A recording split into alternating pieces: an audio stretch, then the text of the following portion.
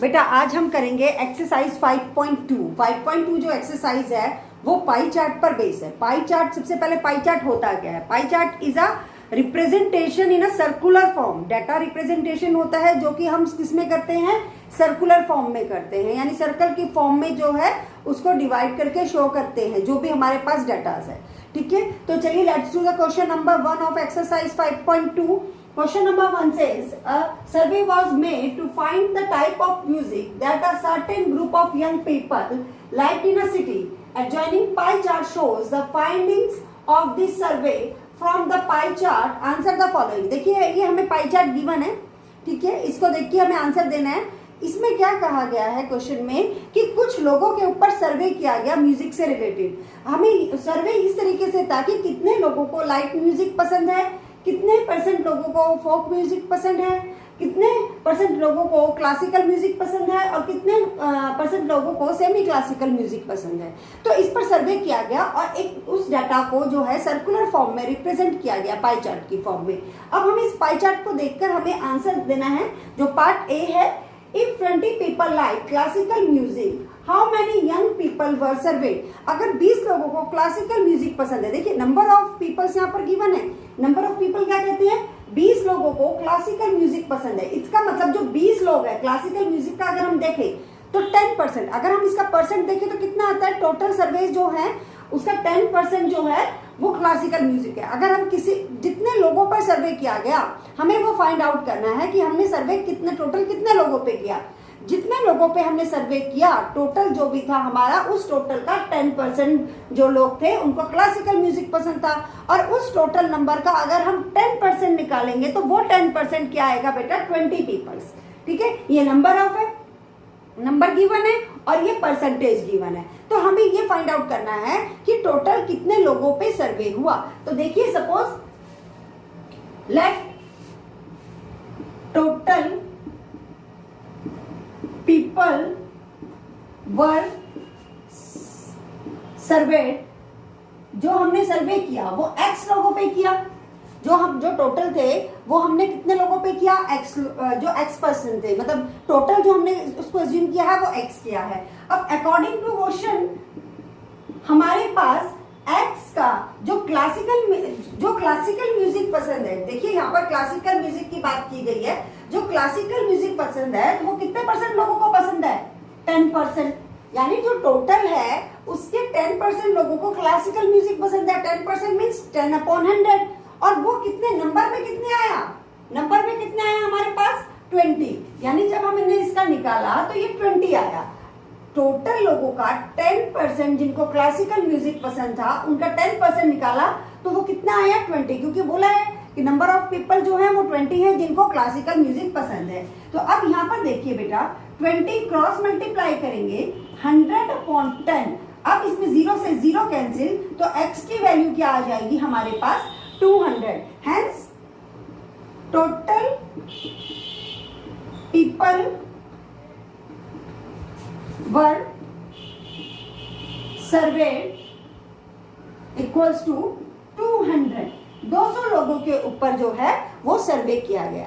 ठीक है बेटा, क्लियर हो गया आपको? Question number 1 part second, which type of music like by the maximum number of people, यानी सबसे ज्यादा लोग कौन से म्यूजिक को पसंद करें। इसका आंसर तो बहुत सिंपल है। अगर हम पाई चार्ट में देखें तो किसका परसेंटेज ज्यादा है? लाइट म्यूजिक का परसेंटेज ज्यादा है। तो हमारे पास आंसर क्या हुआ इसका? लाइट म्यूजिक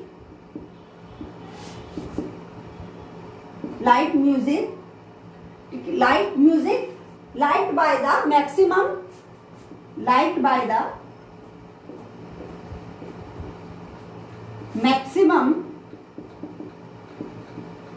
people, यानी सबसे ज्यादा लोग जो हैं वो लाइट म्यूजिक को पसंद कर रहे थे। Part number 3, if cassettes company were made to make 1000 CDs, how many each type of would they make? अगर कोई सीडी बनाने वाली कंपनी टोटल 1000 सीडीज बनाती है, तो हमें बताना है कि वो हर टाइप की म्यूजिक के लिए कितनी सीडीज बनाएगी। लाइट म्यूजिक के लिए कितनी बनाएगी, सेमी क्लासिकल के लिए कितनी बनाएगी, क्लासिकल के लिए कितनी बनाएगी एंड फोक म्यूजिक के लिए कितनी बनाएगी। अगर टोटल उसको 1000 सीडीज बनानी है तो 1000 सीडीज में वो कितनी सीडी कौन से म्यूजिक के लिए बनाए। तो देखिए बेटा इसके सॉल्यूशन में हम देखते हैं, इस सॉल्यूशन में टोटल सीडीज जो उसको बनानी है, टोटल सीडीज में हाउ मच 1000, ठीक है। तो सीडीज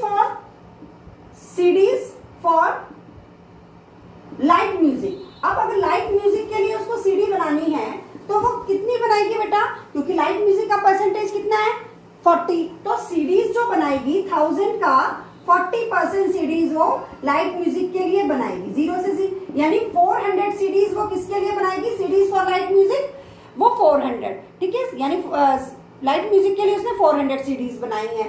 सेकंड जो है सीडीज फॉर फोक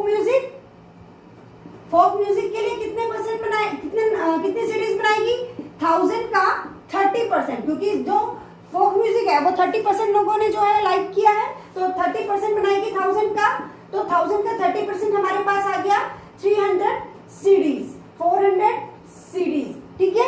इसके बाद हमारे पास नेक्स्ट म्यूजिक है क्लासिकल म्यूजिक। तो सीडीज फॉर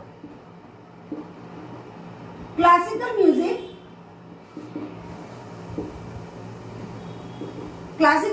के लिए कितने बनाएगी, कितना परसेंट है क्लासिकल म्यूजिक है 10%, तो इसका हम 10% निकालेंगे तो ये आपका हमारे पास आ जाएगा 100 सीडीज, ठीक है। अब लास्ट हमारे पास म्यूजिक बचा है वो है सेमी क्लासिकल म्यूजिक। तो सीडीज फॉर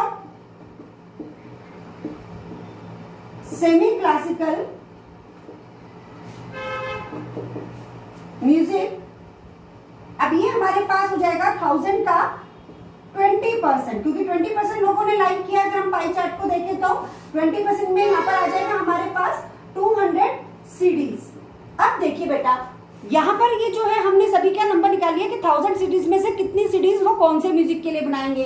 तो हमने जो है लाइट म्यूजिक के लिए 400 सीडीज हमारे पास आई, फोक म्यूजिक के लिए 300 आई, क्लासिकल म्यूजिक के लिए हमारे पास 100 आई और सेमी क्लासिकल के लिए हमारे पास 200 आई। तो ये हमने number of CDs find out कर ली। तो यहाँ पर जो है हमारा क्वेश्चन नंबर 1 कंप्लीट हो गया है। In question number 2, a group of 360 people were asked to vote for their favorite season from 3 seasons, rainy, winter and summer. 360 लोगों को ये कहा गया कि वो अपने फेवरेट सीजन को वोट करें, जो भी उनका फेवरेट सीजन है वो उनको वोट करें, ठीक है। सीजन 3 सीजन थे, रेनी, विंटर एंड समर। तो समर सीजन को 360 में से 90 वोट मिले, क्योंकि 360 पीपल पर सर्वे किया गया। समर को 90 वोट्स मिले, रेनी सीजन को 120 वोट्स मिले एंड विंटर सीजन को 150 वोट्स मिले। अब क्वेश्चन जो है फर्स्ट पार्ट में ये पूछा गया है विच season got the most votes, कौन से सीजन को सबसे ज्यादा वोट मिले। अगर हम नंबर ऑफ वोट्स को देखें तो हम देखते हैं कि जो विंटर सीजन है उसको सबसे ज्यादा वोट मिले, 150 वोट जो है वो विंटर सीजन को मिले हैं। तो हम अपने सॉल्यूशन में क्या आंसर देंगे कि विंटर सीजन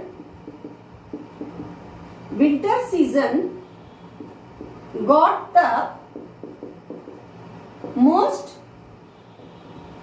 वोट्स, सबसे ज्यादा जो वोट्स मिले हैं वो विंटर सीजन को मिले हैं। तो winter season got the most vote. तो फर्स्ट पार्ट का जो है हमारे पास आंसर आ गया है। अब देखते हैं सेकंड पार्ट में क्या कहते हैं। Find the central angle of each sector. हमें हर सेक्टर यानी समर के लिए, रेनी के लिए और विंटर के लिए सेंटर एंगल बनाने। सबसे पहले बेटा मैं आपको बता दूं सेंटर एंगल की जरूरत होती है हमें पाई चार्ट को ड्रॉ करने के लिए। जब तक हम सेंटर एंगल नहीं निकालेंगे तब तक हम अपना पाई चार्ट ड्रॉ नहीं कर सकते, क्योंकि पाई चार्ट जो होता है वो एंगल के बेस पे ही, सेंटर एंगल के बेस पे ही ड्रॉ होता है। तो सबसे पहले हमें एंगल निकालने के लिए, सेंटर एंगल निकालने के लिए क्या करना पड़ता है, फ्रैक्शन निकालना पड़ता है। फ्रैक्शन, और फ्रैक्शन को हम क्या करेंगे, 360 से मल्टीप्लाई कर देंगे।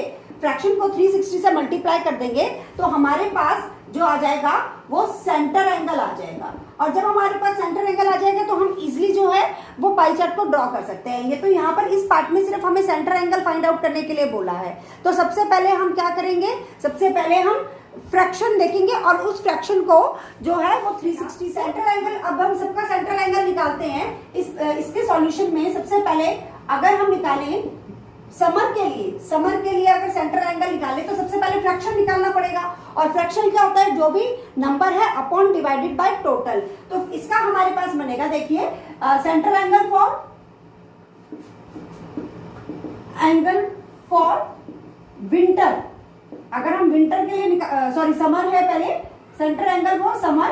तो अगर हम समर के लिए निकालेंगे तो सेंट्रल एंगल में हमारे पास समर के लिए फ्रैक्शन पहले कैसे बनाएंगे, क्योंकि 90 वोट्स मिले हैं तो 90 अपॉन टोटल कितने लोगों पे सर्वे किया गया, कितने लोगों से पूछा गया, 360। हमने ये टोटल किया है, इन सबका जो टोटल है वो 360। अब फ्रैक्शन हमारे पास बन गया, इसको क्या करेंगे 360 से मल्टीप्लाई, क्योंकि सेंट्रल एंगल को निकालने के लिए फ्रैक्शन को 360 से मल्टीप्लाई करना होता है। अब ये 360 से 360 कैंसिल हो गया तो एंगल हमारे पास आ गया 90 डिग्री। ये कोइंसिडेंट है कि टोटल हमारा 360 है। हर बार ऐसा नहीं होगा कि हमारा टोटल 360 ही आए बेटा, तो इसमें कंफ्यूज मत होइएगा। तो अब ये जो सेंट्रल एंगल फॉर समर था, अब हम निकालते हैं सेंट्रल एंगल फॉर रेनी। अब रेनी सीजन के लिए अगर हम निकालते हैं तो हमारे पास रेनी सीजन के लिए जो वोट्स आए, देखिए वो वोट्स कितने आए, 120 वोट्स आए। तो पहले फ्रैक्शन बना लेते हैं 120, और टोटल कितना था इन तीनों का, टोटल था 360। अब फ्रैक्शन बन गया, फ्रैक्शन को एंगल में कन्वर्ट करने के लिए हमें मल्टीप्लाई करना पड़ेगा 360 से।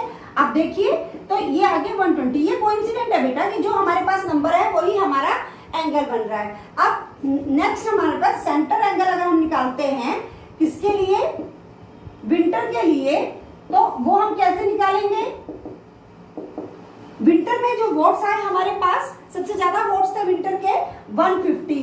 अब इन सबका टोटल कितना हो गया 360 मल्टीप्लाई बाय फ्रैक्शन है, फ्रैक्शन को एंगल में कन्वर्ट करने के लिए मल्टीप्लाई करेंगे 360 से 360 कैंसिल, और ये हमारे पास आ गया 150 डिग्री। तो अब हमने तीनों सीजन के लिए जो है वो सेंट्रल एंगल फाइंड आउट कर लिए। पार्ट 3 में draw the pie chart to show this information. अब इस जो हमने ये बनाया है सेंट्रल एंगल जो निकाला है, ये जो टेबल बनाई है, उस टेबल से हमें क्या ड्रॉ करना है, पाई चार्ट। देखिए सीजन हमें गिवन था, नंबर ऑफ वोट्स हमें गिवन था, सेंट्रल एंगल हमने फाइंड आउट कर लिया था, समर के लिए 90, रेनी के लिए 120 एंड विंटर के लिए 150 डिग्री। ठीक है, अब पाई चार्ट कैसे ड्रॉ करते हैं, मैंने आपको बताया pie chart is a circular representation. जो डाटा होता है उसको सर्कल की फॉर्म में अगर हम रिप्रेजेंट करते हैं तो उसको हम पाई चार्ट कहते हैं। तो सर्कल की फॉर्म में रिप्रेजेंट करते हैं तो सबसे पहला काम जो होगा हमारा सर्कल की पाई चार्ट बनाने के लिए, सबसे पहले हम क्या करेंगे, एक सर्कल ड्रॉ करेंगे कंपास की हेल्प से। बेटा मैंने कंपास की हेल्प से नहीं करा, आप लोग कंपास की हेल्प से जो है वो सर्कल ड्रॉ करेंगे। अब सर्कल को ड्रॉ, ये जो है सर्कल का सेंटर आएगा, यानी जहां पर रखकर हम कंपास से ड्रॉ करेंगे, वो जो सेंटर है जहां से हमने रखा है इस सर्कल को, तो उस सेंटर को हम नाम दे देंगे O। ये हो गया हमारे पास सेंटर O। अब देखिए सबसे पहले हमें क्या करना है, सबसे पहले हमें एक रेडियस ड्रॉ करना है। हम किसी भी डायरेक्शन में एक रेडियस ड्रॉ कर लेते हैं। मैंने ये रेडियस ड्रॉ कर लिया, ठीक है, ये सर्कल का रेडियस हो गया, मैंने रेडियस ड्रॉ कर लिया। अब मुझे क्या बनाना है, 90 डिग्री का एंगल बनाना है, क्योंकि जो हमारे पास ये है सीजन है समर, उसमें जो हमने सेंट्रल एंगल निकाला था उसका सेंट्रल एंगल जो था वो 90 डिग्री का था। अब आप इस बात पे ध्यान देंगे कि आपको जो यहाँ पर एंगल बनाने हैं वो प्रोटेक्टर की हेल्प से बनाने हैं। Protractor means D. देखिए मैं यहाँ पर ये डी यूज कर रही हूँ, आप लोगों को भी डी यूज करके ही बनाना है। आप अपने जो है वो इमेजिन मत कीजिएगा, ठीक है। तो मैंने क्या करा, ये जो रेडियस है इस रेडियस पर मैंने यहाँ पर इसको इस तरीके से प्रोटेक्टर को सेट कर दिया। देखिए बेटा मैंने यहाँ पर प्रोटेक्टर को सेट कर दिया और ये है हमारा 90 डिग्री, ये पॉइंट हमारा 90 डिग्री है। यहाँ पर मैंने 90 डिग्री पर डॉट बना लिया। अब मैं क्या करूंगी कि प्रोटेक्टर की हेल्प से मैंने ये जो 90 डिग्री का बनाया है, ये जो है हमारा 90 डिग्री का एंगल बन गया। अब ये जो 90 डिग्री का एंगल है वो किसके लिए है हमारे पास, वो है समर के लिए। तो ये मेंशन करना बहुत जरूरी है, जब भी आप पाई चार्ट ड्रॉ करें तो आप ये बताइएगा कि एंगल कितना है और वो कौन से पर्टिकुलर आइटम के लिए है। सम जैसे यहाँ पर हम ले रहे हैं समर, रेनी और विंटर। अब देखिए बेटा नेक्स्ट हमारे पास है रेनी सीजन जो है वो 120 डिग्री। अब ध्यान से देखिएगा, जो ये अब मेरे पास ये नया रेडियस रेडियस आ गया जो 90 डिग्री पे करा। अब 120 के लिए मैं अपने प्रोटेक्टर को देखिए इस तरीके से सेट करूंगी, जो मेरा प्रोटेक्टर का सेंटर है वो मेरा सर्कल के सेंटर पे होना चाहिए। आप ये देख रहे होंगे प्रोटेक्टर पे जो एरो का साइन है ये मेरे सेंटर पे आएगा। अब 120 डिग्री, अब यहाँ पर आपको 120 दो तरफ मिलेंगे, एक इस तरफ मिलेगा और एक इस तरफ मिलेगा। आप ध्यान रखिएगा कि 120 जो है ऑब्ट्यूस एंगल है, तो उसको एक्यूट ना बनाएं। तो हम इसको इस तरीके से देखते हैं कि जिस तरफ हमारी लाइन होती है, जिस तरफ हमारी लाइन होती है उस तरफ हमारे एक्यूट एंगल बनते हैं, और जिस तरफ लाइन नहीं होती है उस तरफ हमारे ऑब्ट्यूस एंगल बनते हैं। यानी ऑब्ट्यूस एंगल हमेशा बाहर की तरफ बनते हैं, लाइन की तरफ नहीं बनते। ये हमारी लाइन है ना, ये हमारी लाइन है, तो अब ये ऑब्ट्यूस एंगल है, तो ऑब्ट्यूस एंगल लाइन के बाहर बनेंगे, लाइन के अंदर जो है हमेशा एक्यूट एंगल बनेंगे। अब मैंने 120 डिग्री देखा, तो 120 डिग्री मेरे पास यहाँ पर आया बच्चे, देखिए 120 डिग्री जो है मेरे पास यहाँ पर आया, आपको दिख रहा होगा। तो 120 डिग्री यहाँ पर आया।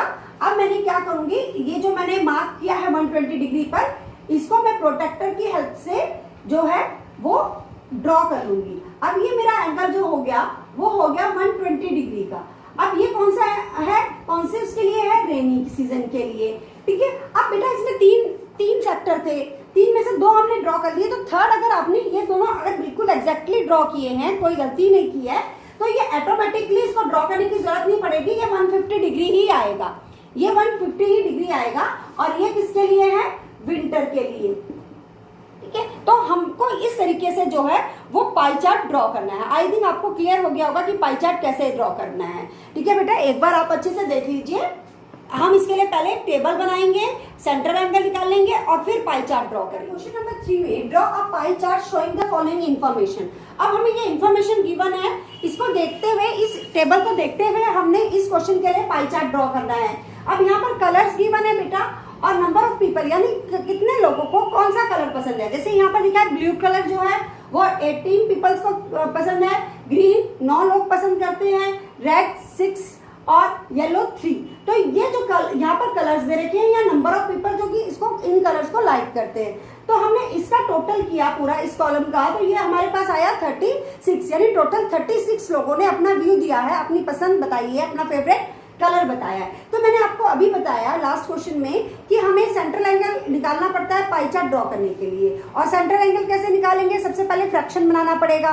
फ्रैक्शन के लिए हम क्या करेंगे, देखिए ब्लू कलर के लिए अब अगर हम फ्रैक्शन बनाते हैं तो ब्लू कलर कितने लोगों को पसंद है, 18, और ब्लू कलर, अब मैंने क्या बोला था फ्रैक्शन बनाने के लिए, अपॉन टोटल कितना है 36 मल्टीप्लाई बाय 360।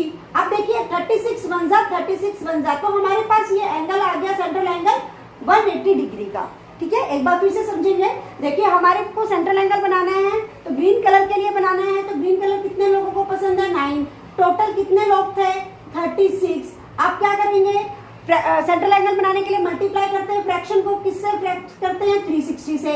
अब 1 ये आ गया 10, अब ये एंगल कितना आ गया 9 इंटू 10 90 डिग्री, बहुत इजी है हमारे लिए, है ना। ऐसे ही रेड कलर के लिए 6 और टोटल हो गए 36, सेंट्रल एंगल के लिए 360 से मल्टीप्लाई, 36 वन जा 10 जा, और ये हमारे पास आ गया 60 डिग्री। अब इसके बाद जो येलो कलर है 3, टोटल नंबर है 36, और इसको फ्रैक्शन को मल्टीप्लाई करेंगे 360 से सेंट्रल एंगल के लिए, तो ये हमारे पास आ जाएगा 30 डिग्री। आप हमेशा इस बात का ध्यान दीजिएगा कि जब हम एंगल को प्लस करें तो इसका टोटल जो है वो 360 डिग्री ही आना चाहिए।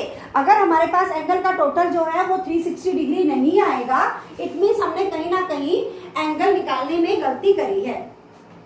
तो अब बेटा ये हमारे पास टेबल जो है वो बिल्कुल रेडी है, टेबल हमने प्रिपेयर कर ली है। अब बारी है पाई चार्ट की। पाई चार्ट के लिए आप कितने भी रेडियस का कितना भी बड़ा सर्कल आप ड्रॉ करेंगे कंपास की हेल्प से, ठीक है। आप कंपास की हेल्प से कीजिएगा बच्चे, उससे बिल्कुल एग्जैक्ट सर्कल आएगा। मेरा थोड़ा सा डिस्टर्ब है सर्कल क्योंकि मैंने कंपास का यूज नहीं किया है। अब इसके बाद हमारे पास जो सर्कल का सेंटर होगा उसको नाम दे देंगे हम O। अब सेंटर से मैंने आपको फर्स्ट स्टेप क्या बताया, फर्स्ट स्टेप मैंने बताया कि हम लोग क्या करेंगे, सबसे पहले रेडियस ड्रॉ करेंगे। तो ये लीजिए मैंने कर लिया इसका रेडियस, ये रेडियस मैंने ड्रॉ कर लिया है। अब रेडियस सबसे पहले हम बना रहे हैं ब्लू कलर के लिए। ब्लू कलर में जो सेंट्रल एंगल है वो 180 डिग्री का है। ब्लू कलर का जो सेंट्रल एंगल है वो 180 डिग्री का है। तो देखिए मैंने ये यहाँ पर रखा। अब मैंने आपको क्या बताया कि हमें 180 इस तरफ भी है और इस तरफ भी है। मैंने आपको बताया कि 180 डिग्री ऑब्ट्यूस एंगल है क्योंकि ग्रेटर देन 90 है, और ऑब्ट्यूस एंगल है तो जिस तरफ हमारी लाइन हमने ड्रॉ करी है ये लाइन के बाहर बनेगा, लाइन के बाहर मतलब लाइन के अपोजिट साइड में बनेगा। अब मैंने क्या किया है, ये जो मैंने रेडियस ड्रॉ किया है, मैंने अपने पॉइंटर को, ये जो सेंटर है डी का, उसको मैंने इस सेंटर पे जो है वो रख लिया और यहाँ पर 180 के लिए मैंने क्या किया, एक मार्क लगा दिया। अब मैं इससे जो है वो 180 डिग्री एंगल ड्रॉ कर लूंगी। ये मैंने 180 डिग्री का एंगल यहाँ पर ड्रॉ कर लिया है। इसको एक बार मैं सीधा कर लेती हूँ क्योंकि मैंने हाथ से लाइन ड्रॉ करी थी। तो ये हमारे पास जो है स्ट्रेट एंगल आ गया है 180 डिग्री का।